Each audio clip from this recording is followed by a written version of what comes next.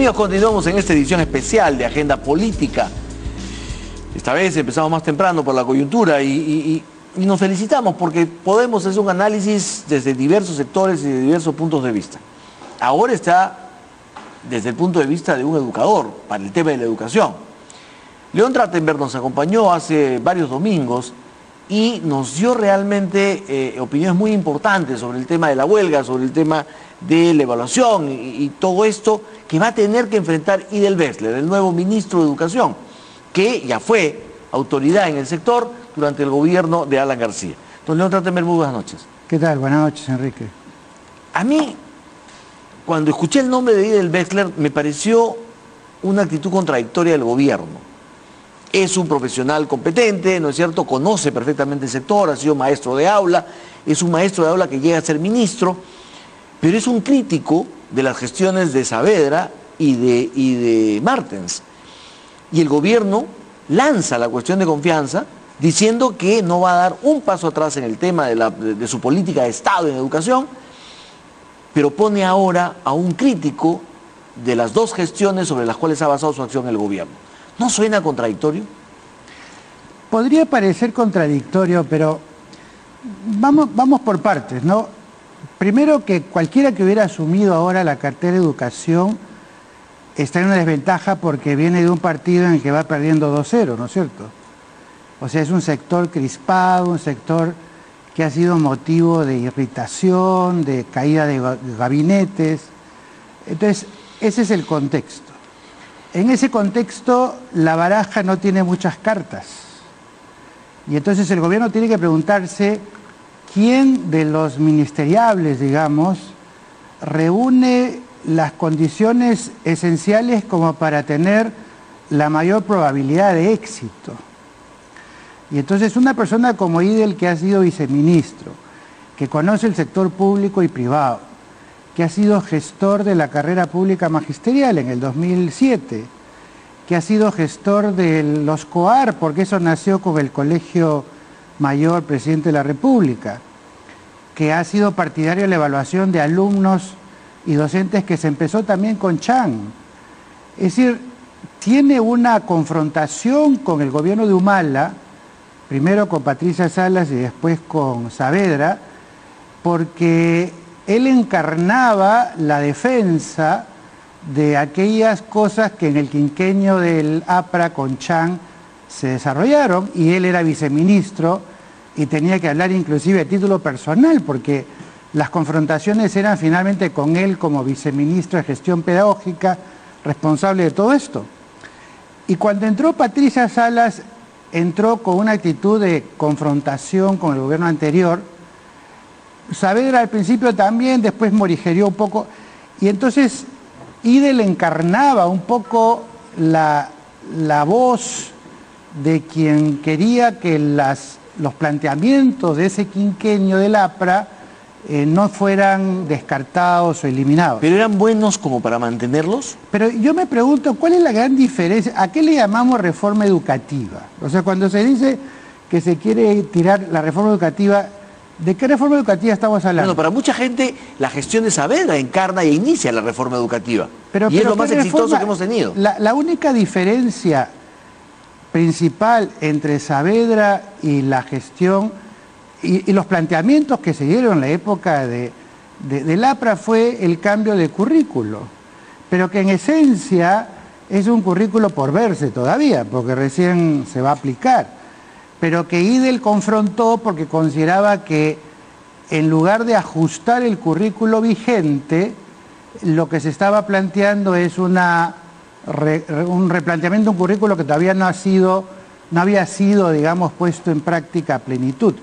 Ojo que yo he sido crítico del currículo de Idel y del de ahora también, porque mi idea de lo que es un currículo es distinta, pero aquí no estamos hablando de lo que yo pienso, sino de cuál ha sido la trayectoria. Ahora, pero en el tema de la escala magisterial, la carrera magisterial, la cuestión de evaluación de alumnos y docentes, todo eso empezó con Chang y siendo él viceministro. Entonces, cuando yo escucho que hay una oposición a la reforma de Saavedra, no me queda muy claro de qué se está hablando.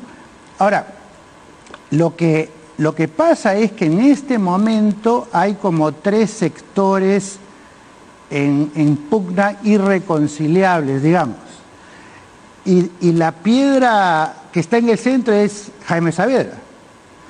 Por un lado están todos los partidarios de Jaime Saavedra por razones personales, políticas, las que fuera, y que se vieron afectados con su salida, que parecía injusta, pero que había sido prometida por los fujimoristas, no estoy seguro si por el APRA, creo que también en la campaña. Por otro lado tienes los anti-Saavedras, principalmente la gente del APRA y del fujimorismo, que le encontraba una serie de motivos por los cuales no debería seguir y ni siquiera debió haber entrado al primer gabinete de PPK, porque no implicaba una renovación, sino una continuidad. Y el tercer sector es el magisterio, CONARE, Movadef y todos los nuevos grupos, que venga quien venga van a estar en contra, porque ahorita con todos los problemas internos que tiene el magisterio, la radicalización es parte de la ganancia dentro de la disputa magisterial. Entonces tienes los que estaban con Saavedra, los que estaban opuestos a Saavedra y el sector magisterial que va a estar opuesto a cualquiera. Y en el centro de todo eso, donde estaba Saavedra, ahora está Idel. Entonces, lógicamente que su arranque va a ser un arranque, digamos, que va a tener un montón de frentes con los cuales lidiar, ¿no es cierto? Pero para el gobierno era una carta interesante porque, por un lado, no habían demasiados candidatos y, por otro lado, había que pensar en alguien que tiene las conexiones, la solvencia académica, la experiencia dentro del ministerio, cómo maneja, cómo funciona, una buena relación con los maestros para lo que en ese momento era, digamos, el SUTEP, una cercanía con lo que se considera valioso de las reformas que se están haciendo. Entonces, no es un personaje que digamos que de partida haya que... No es la contrarreforma. No, ni tampoco descalificarlo de arranque, o sea, hay que darle la oportunidad de ver cómo desde el rol del ministerio se afinan las asperezas que pueden haber surgido, porque lógicamente cuando estás fuera del ministerio observas las cosas que ocurren y sientes el deseo de confrontar. A ver, justo tenemos en la línea para un saludo al ministro de Educación, don Miguel Beckler. Muy buenas tardes. O noches ya. Buenas tardes, Enrique. Buenas noches. Bueno. Un saludo a todos los televidentes. Bueno, felicitaciones. Es usted el nuevo ministro de Educación y conversábamos con don León Trachtenberg sobre esta situación en la que usted se plantea una tarea aquí. ¿Cómo siente usted en este momento el entrar a un ministerio del cual desconfían los maestros, desconfían varios sectores de la educación y cuando de alguna manera se le acusa a usted de ser la contrarreforma de Saavedra? Bueno, en primer lugar quiero saludar a mi amigo y el educador León Trachtenberg que está en la mesa, y creo que lo que hay que entender, y por lo cual yo he aceptado este encargo del señor presidente, y lo agradezco, es que yo como maestro de aula llego al Ministerio de Educación para representar a los maestros, pero también para representar a los padres de familia, a los alumnos, a todos los actores sociales, para juntos avanzar en una serie de temas, como por ejemplo la reforma magisterial. La reforma magisterial se inició desde el 2004, cuando se dio el primer proyecto de ley, cuando era premier el presidente de la República actual. Y luego se implementó durante el gobierno del 2006 al 2011, cuando era ministro Cham, pero también era ministra de Economía, la doctora Mecha Arauz. De tal manera que la reforma magisterial como base de la reforma educativa está en camino, se va a ampliar, se va a consolidar y vamos a estar cerca de los maestros para que entiendan que las evaluaciones, la capacitación y el reconocimiento de méritos son una herramienta para avanzar en su desarrollo profesional y el mejor en la escuela pública.